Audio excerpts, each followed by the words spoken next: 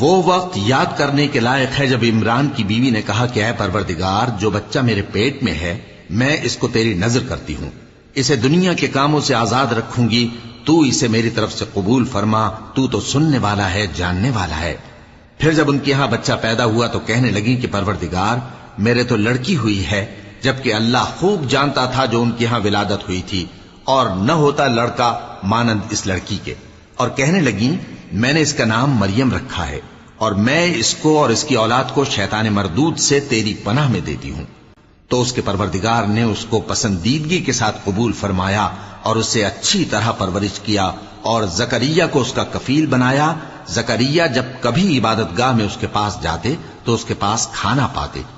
یہ کیفیت دیکھ کر ایک دن مریم سے پوچھنے لگے کہ مریم، یہ کھانا تمہارے پاس کہاں سے آتا ہے؟ وہ بولی کہ اللہ کے ہاں سے آتا ہے، بے شک اللہ جسے چاہتا ہے بے